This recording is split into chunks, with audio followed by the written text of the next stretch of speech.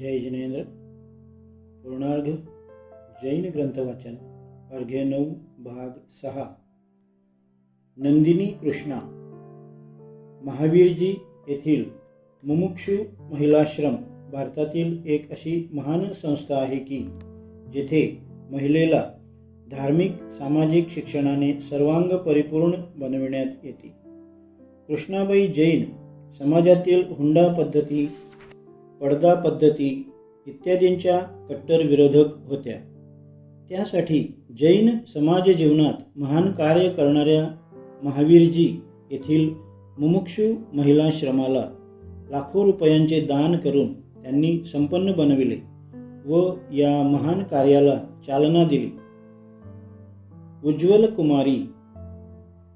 जैन महिलांमध्ये सर्वांगीण जागृती घडवून आणण्याचे कार्य महासती उज्ज्वल कुमारींनी केले।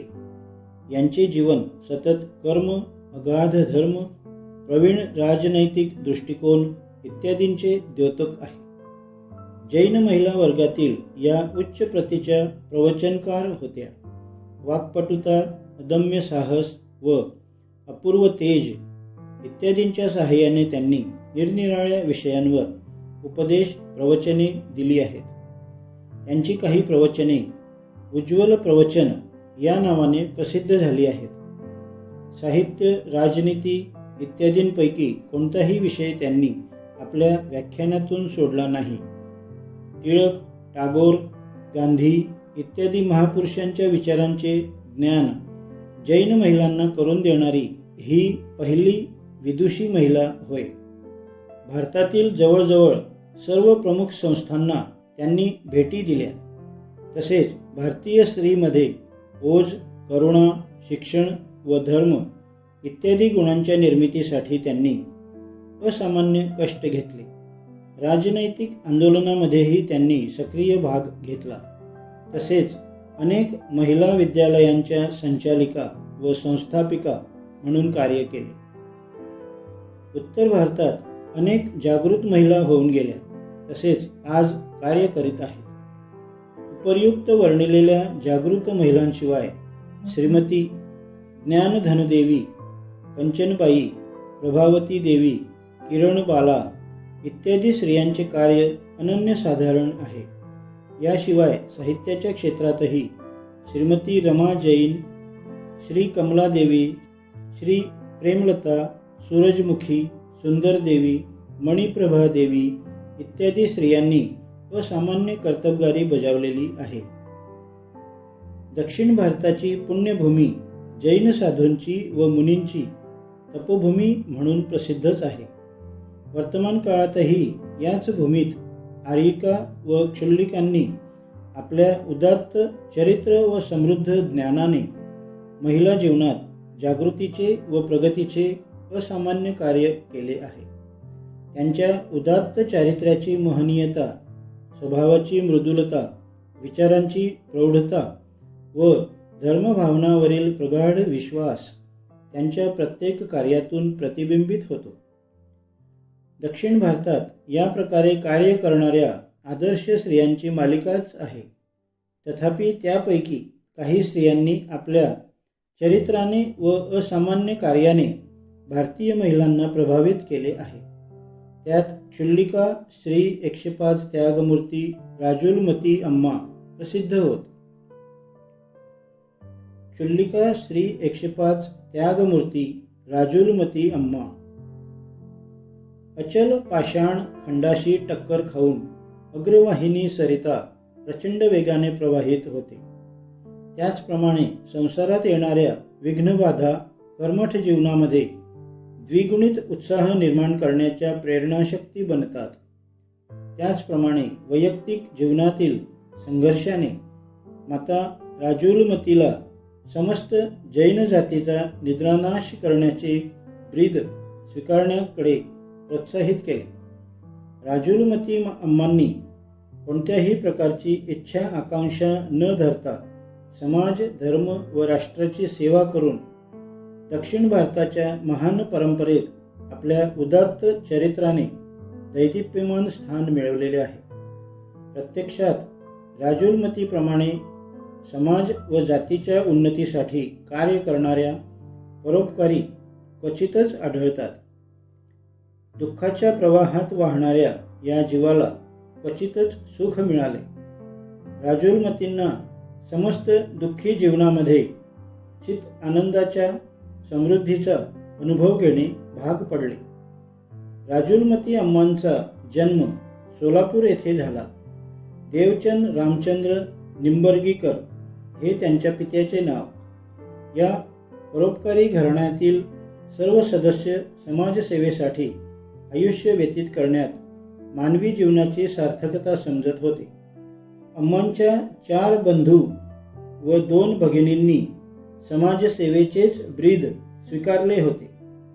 अम्मांचे शिक्षण अत्यल्प झाले असले तरी त्यांचे धार्मिक प्रवचन मात्र महापंडिताप्रमाणे होत असे. त्यांचे अध्ययन प्रौढ विवेकशील असून व्यक्तित्व स्पृहणीय व महान होते.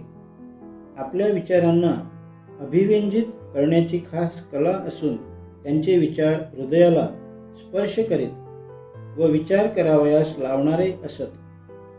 गूढ ज्ञानाच्या निदर्शनालाही त्या आपल्या स्वतंत्र शैलीने सुगम्य व सुबोध बनवित असत. याप्रमाणे सदैव अध्ययन परंपरा कायम ठेवून त्यांनी आपली ज्ञानपिपासा सदैव जागृत ठेवली होती. अनेक कार्ये सांभाळीत असतानाही अम्मा साहित्यिक व आध्यात्मिक अध्ययनाच्या सहाय्याने आपल्या आत्मविकासासाठी वेळ ठेवीत असत.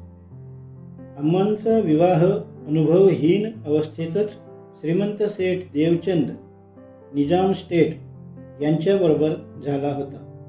तथापि 1 वर्षातच वैधव्याची कुऱ्हाड कोसळल्याने त्यांचे जीवन अंधकारमय झाले.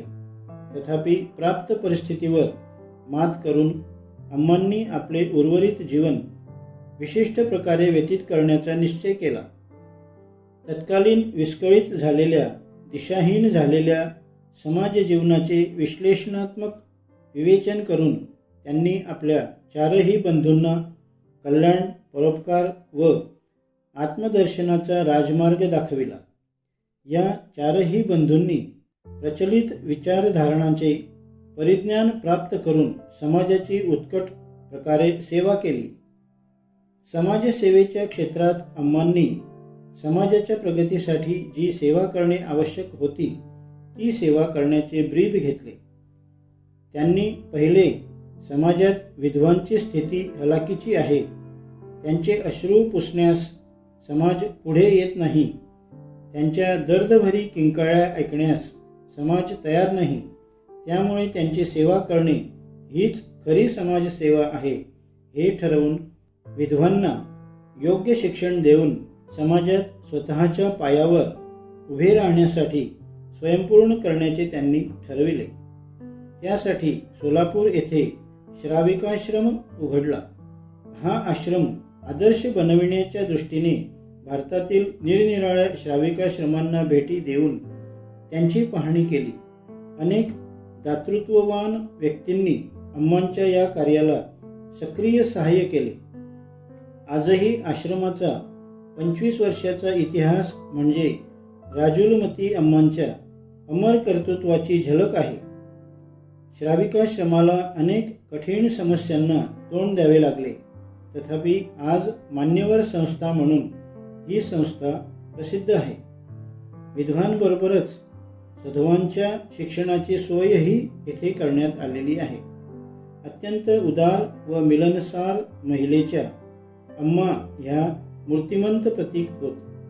अम्मांनी जिनदीक्षा घेऊन मुनिसंघाबरोबर अनेक तीर्थक्षेत्रांची यात्रा केली. त्या आर्यिका झाल्या. भारतातील अनेक संस्थांच्या उद्घाटनाचे कार्य त्यांनी केले. प्राध्यापक कर्वे, काशीबाई, मगनबाई, ललिताबाई, कुंकूबाई इत्यादी व अम्मांच्या संबंधात आलेल्यांनाही पुढील काळात समाजसेवेचे कार्य केले. त्यानंतर त्यांनी भारतवर्षीय महिला परिषदेची स्थापना केली. जैन महिलादर्श नावाचे मासिक सुरू केले. सोलापूर येथे चतुरबाई श्राविका विद्यालयाची स्थापना केली. अशा रीतीने संस्थेचा प्रसार करून अम्मा स्वर्गस्थ झाल्या. दक्षिण भारतात राजुलमती अम्मांच्या नंतर जिनमती बाई अर्थात कुंकूबाईचे कार्य दिसून येते. त्यांची धार्मिक प्रवृत्ती लहानपणापासून विकसित होत गेली. त्यांचे वडील एक सज्जन सच्छील गृहस्थ असून कट्टर सुधारक व ज्ञानमार्गी होते. त्यांनी आपल्या पित्याबरोबर भारतवर्षातील अनेक ठिकाणची यात्रा केली, ज्यामुळे समाजाच्या सामाजिक, आर्थिक व राजनैतिक जीवनाचे त्यांना दर्शन झाले. विवाहोत्तर काळातही त्यांनी आपले शिक्षण कायम चालू ठेवले. याच वेळी आदर्श गृहिणीची जबाबदारीही त्यांनी योग्य प्रकारे पार पाडली. पतीच्या मृत्यूनंतर त्यांनी समाजसेवेचे व्रत स्वीकारले. आपले बंधू मगनभाई बरोबर निरनिराळ्या ठिकाणी जाऊन विविध विषयांवर व्याख्याने दिली. यांनी अनाथ, निःसंतान, विधवा स्त्रियांसाठी एक उपयुक्त संस्था उघडली. व्याख्याने, लेख, शिक्षण केंद्रे इत्यादींच्या मार्गाने समाजातील अज्ञान दूर करण्याचा प्रयत्न करून नवजागृतीची प्रेरणा समाजात निर्माण केली. शेवटी आत्मज्ञान मिळवण्यासाठी जिनदीक्षा घेतली.